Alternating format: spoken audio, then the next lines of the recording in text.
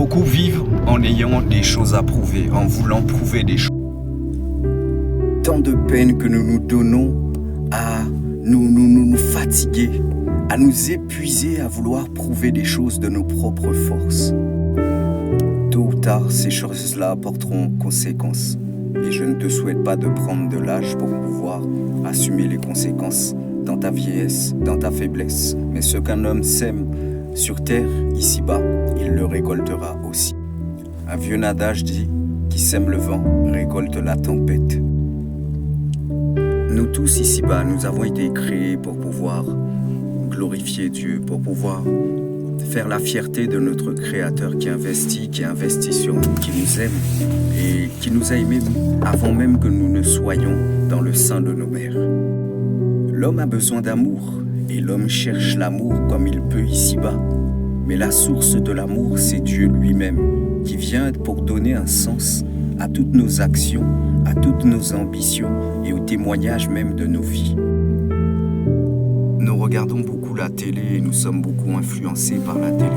Nous passons beaucoup de temps au travail, à l'école, dans les milieux sociaux, avec le choc des générations, des éducations. Et toutes ces choses-là, sans Dieu, sont des choses qui, au final, nous consument au-dedans de nous petit à petit et ne sont pas bonnes. Et nous vident en fait de la grâce parfaite de Dieu. Nous avons tous besoin du Seigneur. Le Seigneur prend soin de ses enfants, de ceux et celles qui ont déjà compris toutes ces choses-là, puisque la vie elle-même est là pour nous enseigner. Comme une louange le dit, chez nous les chrétiens, tu peux chercher partout dans le monde. Tu peux chercher partout dans le monde, partout sur terre. Mais personne ne pourra te combler ce vide qui est en dedans de toi. Ce manque d'équilibre, de sens, de paix, de joie. Dieu n'est pas là comme cette société de consommation pour te donner des plaisirs éphémères. Il veut que tu te sentes bien, il veut que tu puisses accomplir une destinée merveilleuse qu'il a pour toi. Et c'est seulement avec lui que tu peux accomplir ces choses-là. Tout ce que vous pouvez voir et entendre autour de vous n'est pas forcément significatif d'une vérité ou de la vérité.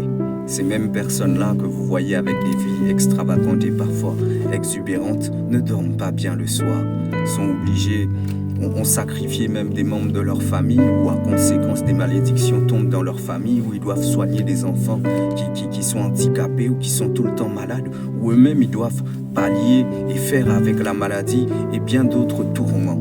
Sans Dieu, je vous assure, toutes ces choses-là que l'on appelle la grâce et la bénédiction